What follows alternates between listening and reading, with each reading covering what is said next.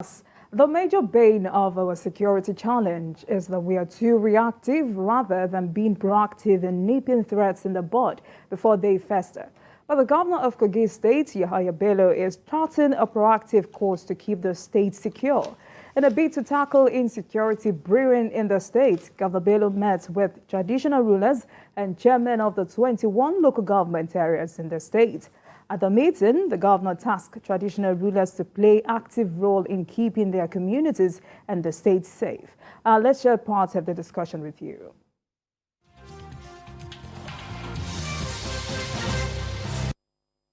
To complement all this effort, the issue of community policing. The police is overwhelmed. The police don't have the strength. This last time I checked the strength of the police in Kogi local government. It's a nice one. And debilitating also is the issue of mobility. During the dry season, Your Excellency, River Gurara particularly is dry. You can ride your machine across from across River Gurara into Kogi local government. And the FCT is a stone throw into Kogi and Nasarawa too. So these are threats, this pose threats to insecurity in Kogi State. His Excellency, being sensitive to security issues, plus the huge investments he's made in security, which is generally acknowledged and recognized, has not lost fact of this position based on the meetings we've had with him. The unfortunate incident that happened at Ajaokuta is, we can say, a one-off issue in that sense because of the level of the number of casualties we experienced from the police side and the local vigilante. We have started an investigation in earnest, and if there were lapses by the operational commanders on ground, they will be dealt with adequately. And to ensure that the track record, His Excellency, has maintained in security, particularly security, is not messed up. Thank God for His Excellency, the Governor. I've been in a number of states. I've served in over 10 states of this country. And I've never seen a state where the political heads of the local government are mandated and pressed to make security the foremost attention. I have never, and I'm not saying that to impress anybody.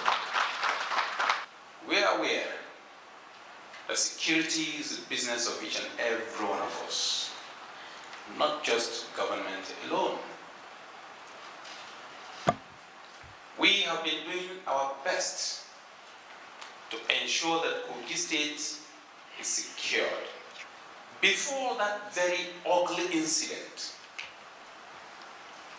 I do receive intelligence and reports from the locals and from various sources. And I did call the local government chairman of Ajaokuta and the paramount ruler of Ajaokuta, particularly the Ohi of Ajaokuta. The reports reaching me from your domain is not palatable. Together with the chairman, and I cautioned him, and I said, this is the last warning.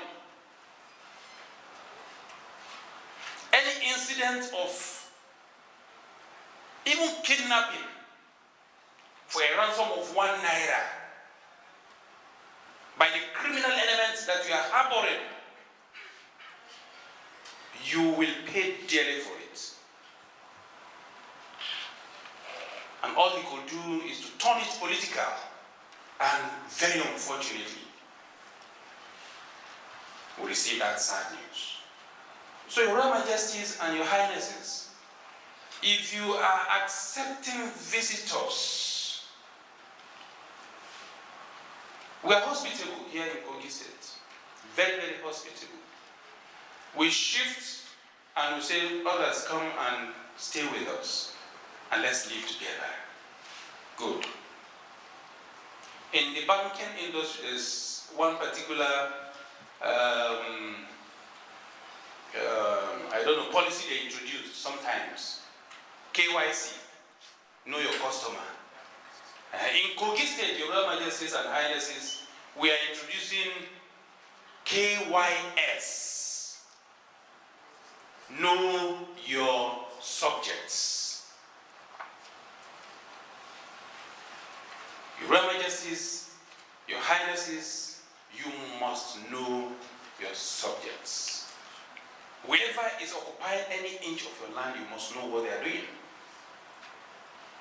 Whether they are citizens or indigents, or they migrate, or they come to stay with you, you must know who they are and what are their activities. Anything that happens in your land again, moving forward from today, I will give you a grace of this month to cleanse the land. Please, by 30th of August, finish cleansing the land. And you as the executive chairman, if you don't do your own, I've given a query to the Ajakuta local government chairman already. And all of you must sit up. Majority of you have occupied this position for some time, for a long time, even before you become executive chairman. So you should know who are the criminals in your area. There are so many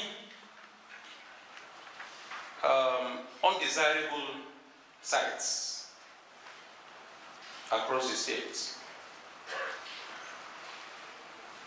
All of them pretending to be job seekers or doing one thing or the other. Especially around either factories or industries or companies. We have bachas and shanties. All these shanties and bachas shall be removed immediately. The DG lands have been directed to mark all of these areas for demolition with immediate effect. I urge all of the investors or the owners of these companies to provide decent accommodation for their workers. Decent accommodation, decent transportation for their factory workers. If you can't provide it, then you will not be extracting our solid minerals or any mineral whatsoever, taking it away, paying paltry sum or nothing, and then subjecting us to danger. If that cannot be done, we will shut down that factory. We are aware that some criminals will take machine or keke napep, they wear face cap, put on dark goggles, and they wear nose mask, and either be spying or going for criminal activity. Therefore, except in hospitals and related institutions, use of nose mask in the public is hereby banned and prohibited as far as Kogi State is concerned. Protests where acts of criminality or certain immoral acts are taking place as far as Kogi State is concerned are hereby closed down. And if they operate, as from tomorrow, we will knock down and demolish that brothel.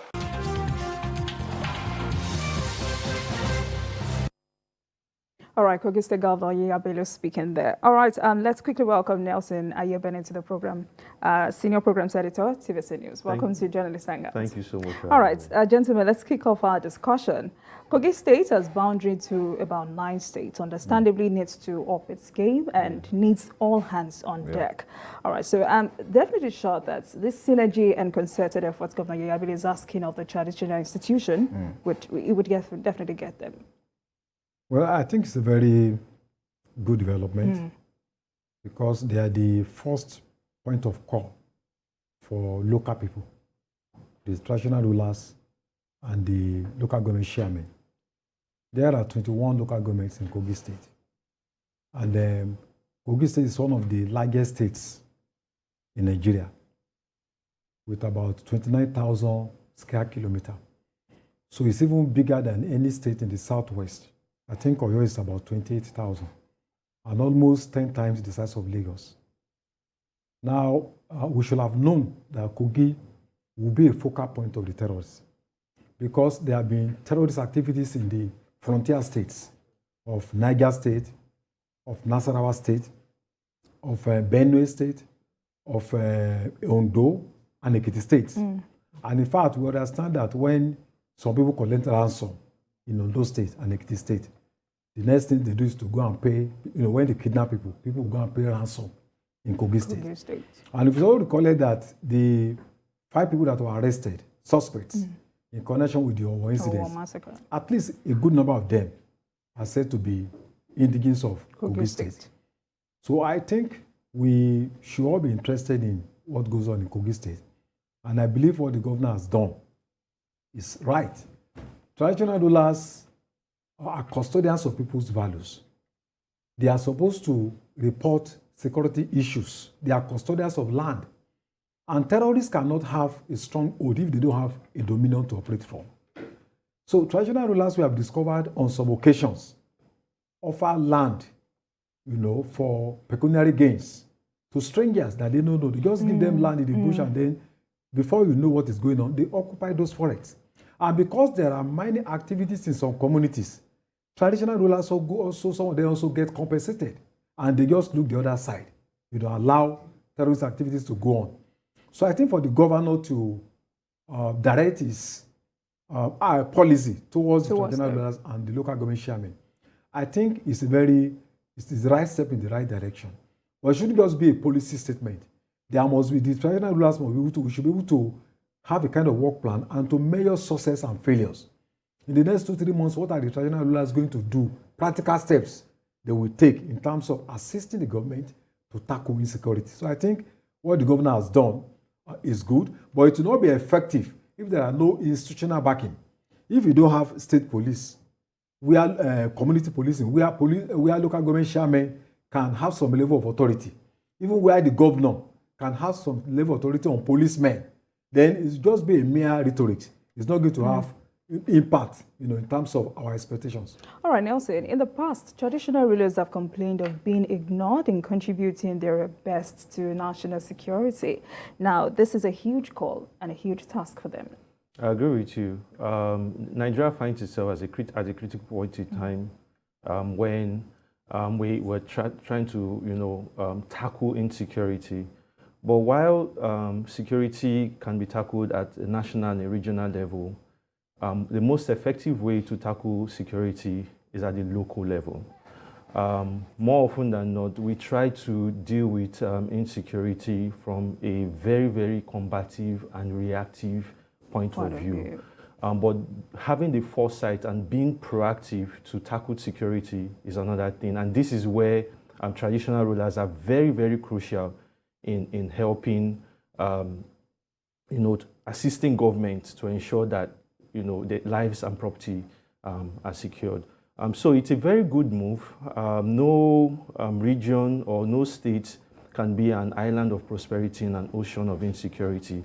So ensuring that traditional rulers as custodians of values of the people, culture and tradition are carried along. At this point, like I said earlier, we find ourselves at a very, very critical state in our nationhood, and nobody can be sidelined or ignored in ensuring that all hands are on deck to really tackle tackle insecurity. So it's a good move by the state governor, to ensure that at the local level, we've seen what's happening, elsewhere, where local vigilante groups are being also, engaged to see that the menace of insecurity is tackled. We've seen it in Benue, we're seeing it in states like Ondo, and in the southwest region. So it makes a lot of sense. It's a very good development. At the end of the day, it's more than just the political will. It's the will of the people, from the traditional rulers to down the line to see that everybody, makes that effort. All right, thank you, Nelson. Now, away from Kogi State or outside of Kogi State now, and at this time that we have found ourselves in Nigeria when it comes to insecurity, the federal government, state governors, other state governors, how do they strategically reinvent the place of traditional institutions in community policing? Mr. Adewan. Well, I think we have always known that the traditional rulers from time immemorial, are very critical to nation building. So even if their roles are not well defined in the constitution, at the time we had the House of Chiefs, when we had the 3 regions in the country, where they were given constitutional rights to make input to development. And I've been there to talk about having a constitution that will actually give them some kind of powers. So I think it's not out of place, and also considering the fact that they are also paid by the government. So they also work, in terms of they are paid by the government and they need to perform one function or the other. So I think traditional rulers should, it's not just in Kogi State, all over the country, they should see themselves as stakeholders because the security also affects them. Unfortunately, our security architecture is tailored to, is urbanized, whereas there are a lot of crimes going on in the rural areas. The architecture is to protect elite, to protect government officials, public functions, governors, forgetting about the fact that majority of Nigerians also live in rural areas. So I think because of these terrorist activities that we are now shifting our emphasis to what happens in those rural areas. And I think it's important that it should be part, it should be an integral part of government policies that security is not just about what happens in urban areas. We must also ensure that security presence, is achieved in local communities. All right, Nelson. And let's not also forget that some of these traditional rulers have been accused of aiding and abetting some of these criminals in their domains. Yeah, no doubt. We've heard stories, we've seen these things happen. Traditional rulers are also part of the society. So if there's insecurity and there's crime, one way or the other, it's either they're, helping to avoid it or they're aiding and abetting it. So this is also a way for government to also, relate more with these people, win them over to the side of government before these criminals get them. It's easy, to get these traditional rulers, to begin to aid crime. It's just a little bit of maybe, interacting with them more and all of that. And on the long run, people also respect these traditional rulers and also relate with them more. Likewise, government should also do the same. Relate with the traditional rulers more, engage them more, support them more, because at the end of the day, they have the ears and the heart of the people. And so basically, it would help government, whether it's Kogi State or elsewhere, relating with traditional rulers more would go a long way in ensuring that they also get distracted from these elements who would want to bring them in and bring their support over and the likes. All right, thank you very much, gentlemen, for your perspective.